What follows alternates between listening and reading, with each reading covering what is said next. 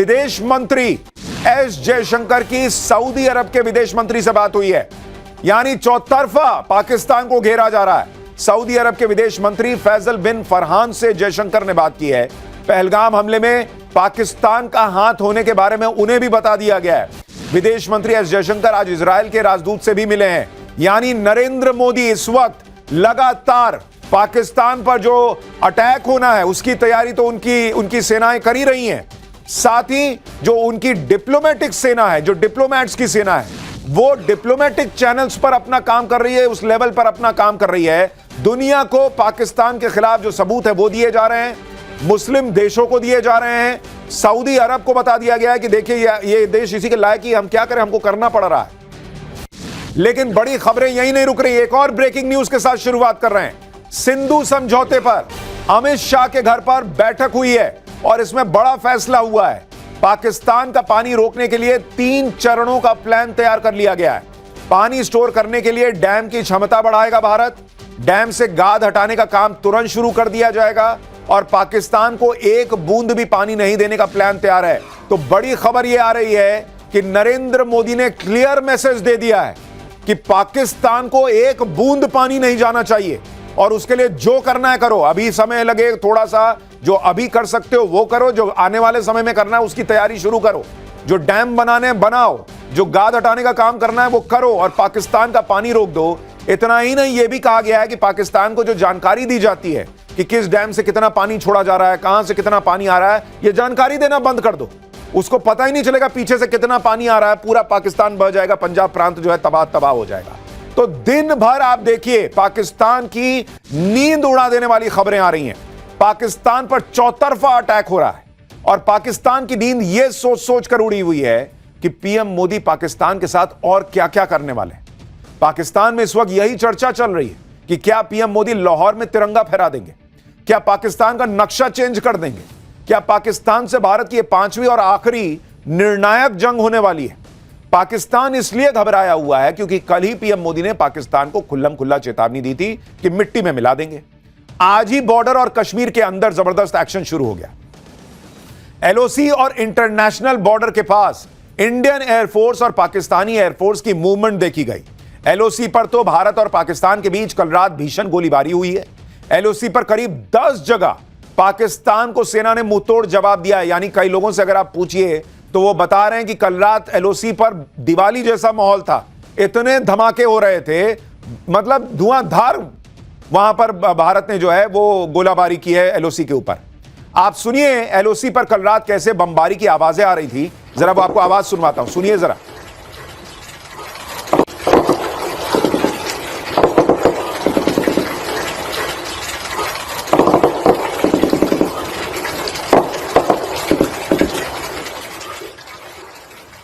यानी जमीन से लेकर आसमान तक पाकिस्तान चौकन्ना तो है, कब कहां से भारतीय सेना कहर बनकर आ जाए वो यही सोच कर परेशान।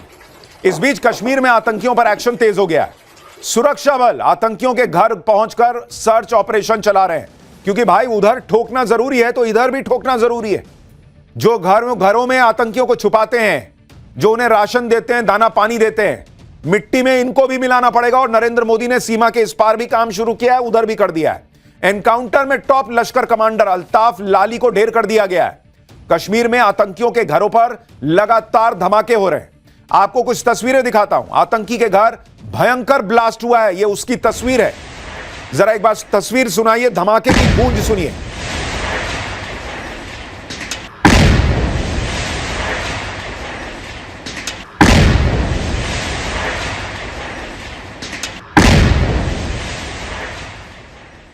यानी नरेंद्र मोदी ने जो मिट्टी में मिलाने की बात कही थी वो होता दिख रहा है। मैसेजिंग है बॉस, कि ये नहीं कि सिर्फ वहां पर छापा मारा, आतंकी मिला नहीं मिला, तुम्हारा घर ही खत्म भाई।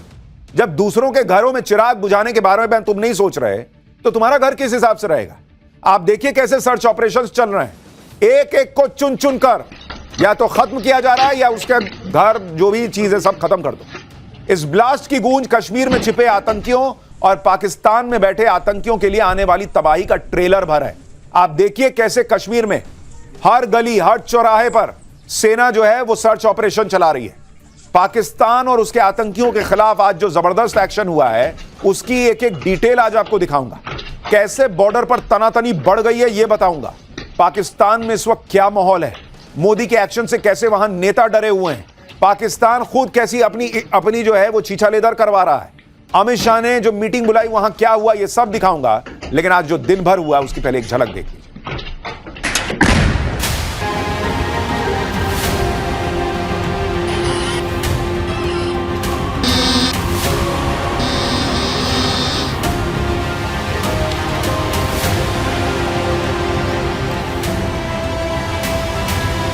मिट्टी में मिलाने का समय आ गया है।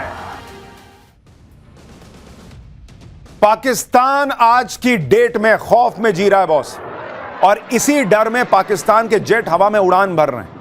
भाई पिछली बार भारत रात में ठोक के चला गया था भारत के विमान, वो सो नहीं पा रहा पाकिस्तान भाई कि कब क्या हो जाए। पाकिस्तान की एयरफोर्स की प्लेन्स लगातार उड़ उड़कर अपनी जनता को मैसेज दे रहे हैं कि डरो मत, हम जाग रहे हैं। ये देखिए भारत के हमले से कैसे पाकिस्तान जो है वो लगातार रात भर प्लेन उड़ा रहा है, ये तस्वीरें आप देखिए।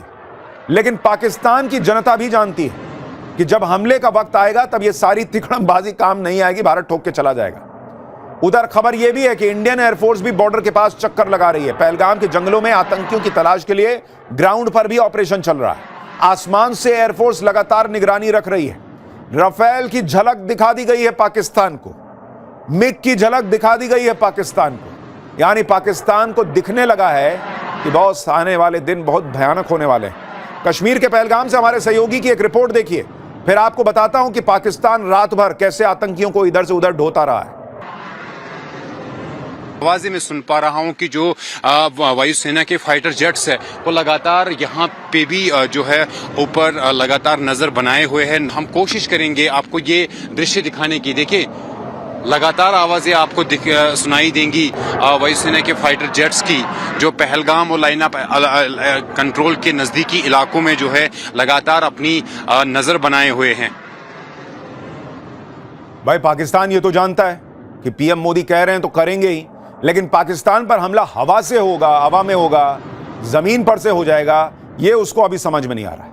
इसलिए पाकिस्तान कह रहा है कि भाई देख लो, जिधर जिधर लगता है कि करनी है तैयारी करो। हवा में प्लेन उड़ा रहा है, सड़कों पर सेना और हथियारों की मूवमेंट अपनी आवाम को भरोसा देने के लिए कर रहा है कि आपने घबराना नहीं है, जैसे वो इमरान खान कहते थे। हमले के डर से पाकिस्तान कैसे परेशान है उसकी एक और तस्वीर आपको दिखाता हूं। कल रात ही पाकिस्तान एयरफोर्स के C-130J विमान ने रावलपिंडी से बॉर्डर के नजदीक एयरबेस के लिए उड़ान भरी। दूसरी तरफ पाकिस्तान एयरफोर्स का C-130 ट्रांसपोर्ट एयरक्राफ्ट भी हवा में दिखा।